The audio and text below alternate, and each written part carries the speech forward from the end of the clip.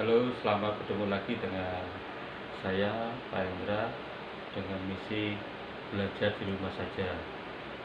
Jadi hari ini kita masuk ke pelajaran pertama setelah kemarin ada introduksi perkenalan pada saat saya belajar mengajar di rumah murid.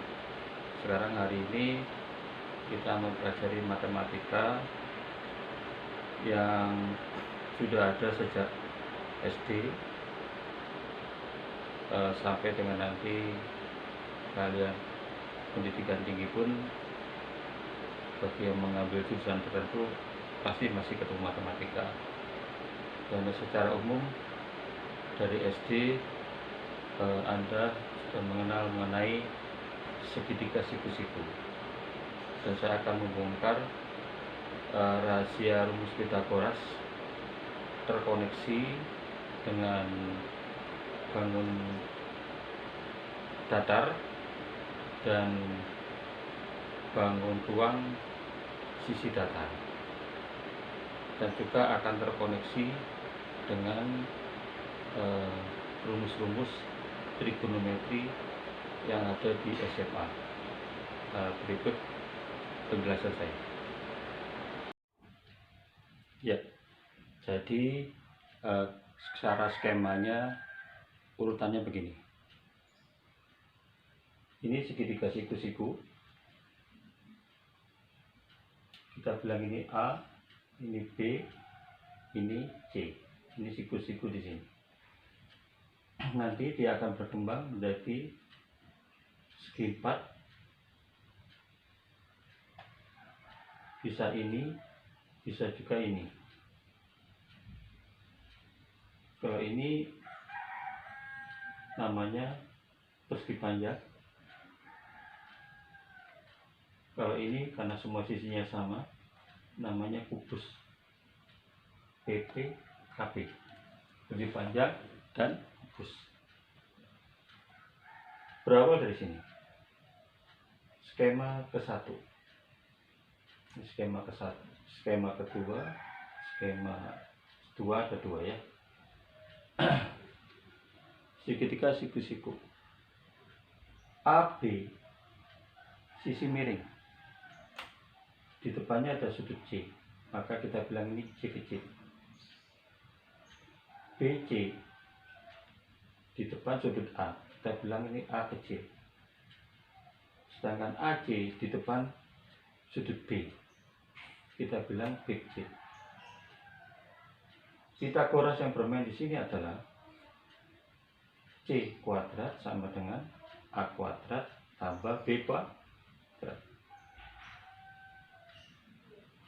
Kemudian kalau untuk mencari A sama dengan berawal dari kuadratnya dulu, yaitu karena B kuadratnya pindah ke kiri, jadi plus berubah jadi min.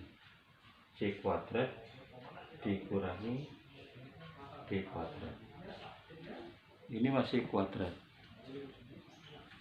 Kemudian nanti kalau menjadikan dia A, berarti ada akar yang keluar. C kuadrat min B kuadrat. Jadi ini ketemu. Kalau sekarang mencari B-nya, tidak usah dari awal lagi, langsung aja B sama dengan, caranya sama dengan A, pasti C kuadrat min A kuadrat. Jadi ini adalah rumus pertama. Tinggal sekarang diketahui yang mana. Diketahui yang ini sama ini, berarti ini dicari. Diketahui ini sama ini, berarti ini dicari. Diketahui ini sama ini, berarti ini dicari. Tinggal pilih rumus ini atau ini atau ini, kita cari. Otomatis yang C adalah sama dengan akar A kuadrat tambah B kuadrat. Jadi cara menghilangkan kuadrat adalah dengan tanda akar. Kemudian dia berkembang menjadi persegi panjang. Otomatis begini, dia menjadi diagonal. Nah, diagonal kanan dan kiri sama aja karena panjangnya sama. Jadi inilah segitiganya. Segitiga di sini menjadi diagonal. Diagonal. Oke. Kalau tadi dia adalah sisi miring. Pengertiannya sama, diagonal ya, sama dengan sisi miring. Cara mencarinya gimana? Sama aja. Pokoknya ini panjangnya ada, lebarnya ada, berarti diagonalnya bisa ketemu dengan rumus yang ini, rumus sisi miring. Kalau sekarang diagonalnya ketemu ini D, panjangnya ada, jadi lebarnya ketemu, bisa pakai rumus yang ini. Kalau diagonal ada, lebarnya ada, panjangnya dicari, bisa pakai rumus yang ini. Ini yang muncul. Berarti rumusnya sama. Begitu pula untuk kubus.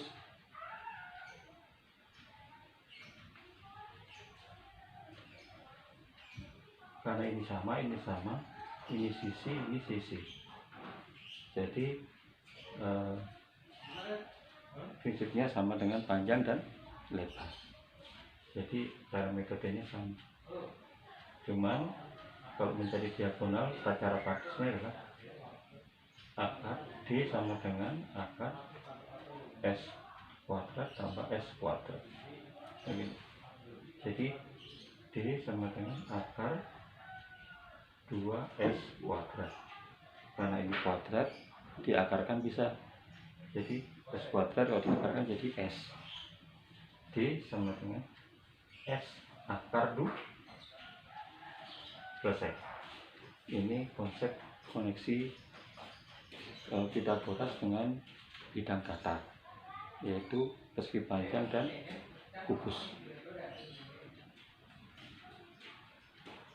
Ini penjelasan yang boleh dibilang masih bagian pertama. Silakan dipahami dulu. Ya. Jadi ini layang-layang, trapesium, ini jajaran genjang, dan ini belah ketupat. Ya.